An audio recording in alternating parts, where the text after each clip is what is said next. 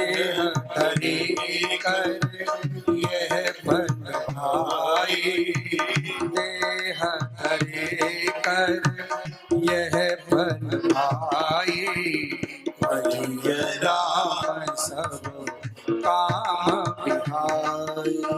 हमें ये मानस की चौपाई बहुत अच्छी लगती है।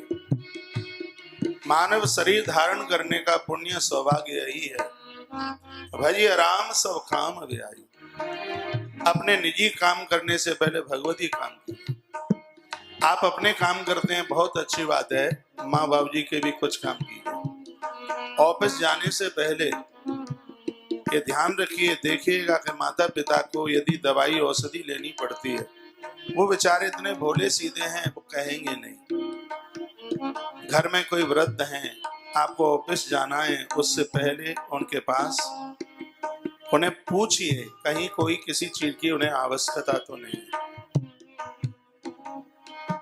कोई औषधि की जरूरत तो नहीं है, और भी उनकी संपूर्ण व्यवस्था। मुझे लगता है भगवान का काम है, प्रभु का काम है। जिस माँ बाबू जी ने जिंदगी भर आपके लिए किया,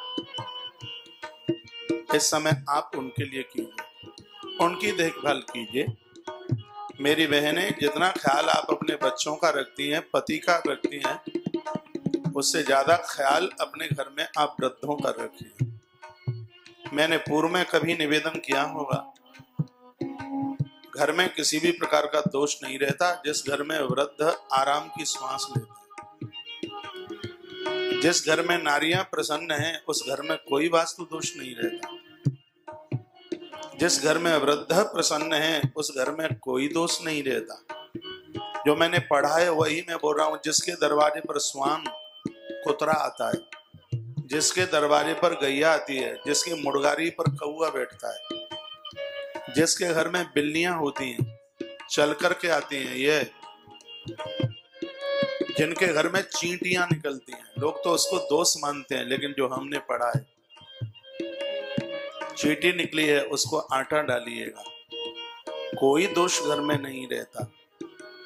देह धरे कर यह फल भाई, भजिय राम सब काम ब्याई। इसका अर्थ यह नहीं है आप हनुमान चालीसा लेके हनुमान जी के मंदिर में बैठ जाएं, सिर्फ माला पकड़ करके आप बैठ जाएं। देह धरे कर यह फल भाई, शरीर धारण करने का मतलब यह है कि आप पारमार्थिक जीवन का निर्वहन करें। आप अपनी बाइक से जाते हैं, आप अपनी गाड़ी से जाते हैं, रास्ते में आपको ऐसे लोग भी मिलते होंगे जिनकी जेब में पैसा नहीं है और वो पैदल जा रहे हैं,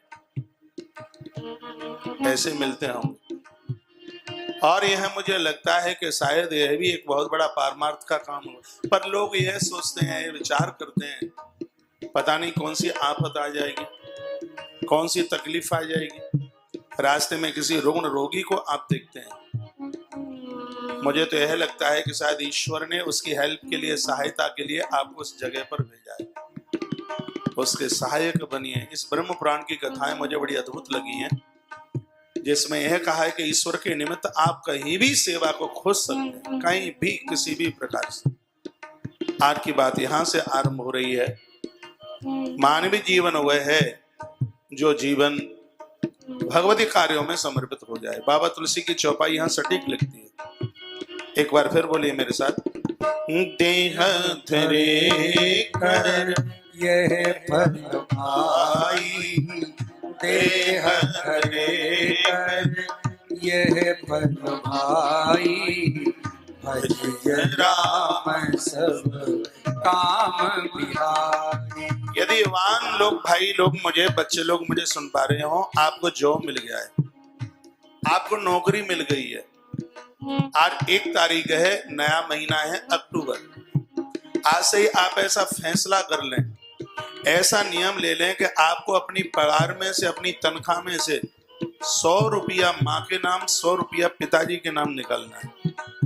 200 रुपया हर महीना निकालिएगा, उसको जमा कीजिए और हर महीने ये उनके ऊपर आप खर्च कर दीजिए। चाहे वो तीर्थ यात्रा के लिए जाएं, चाहे उनको कपड़े लत्ते के लिए, चाहे उनकी किसी भी व्यवस्था में।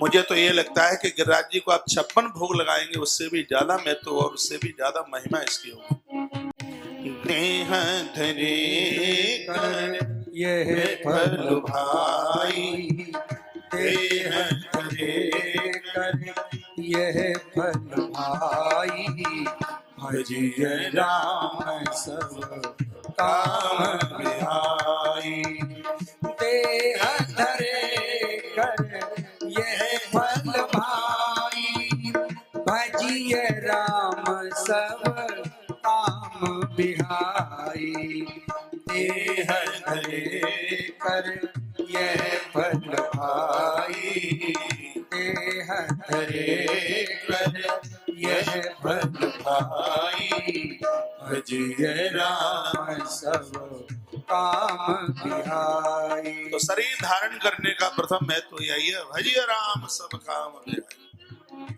संपूर्ण कार्यों को करने से पूर्व भजिय राम, कौन सा काम, राम का कौन सा काम है जिस कार्य के लिए शास्त्र हमें निवेदन करता है।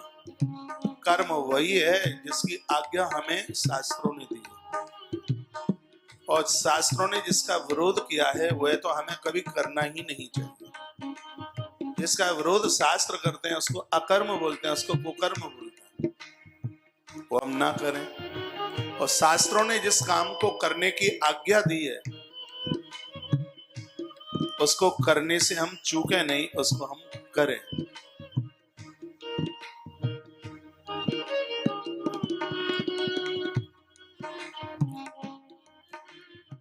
यदि वीडियो आपको अच्छी लगी है तो इसको लाइक कीजिए और इसको आगे शेयर भी कीजिए। तुलसी तपोवन यूट्यूब चैनल को यदि आप पहली बार सुन रहे हैं तो इसको आप सब्सक्राइब करना और बेल आइकॉन दबाना आप न भूलें। इन्हीं शब्दों के साथ जय श्री कृष्ण, जय श्री राम, जय गौ माता, जय राधे श्याम। आपका दिन और आपकी रात्रि अतमे मंगल में हो।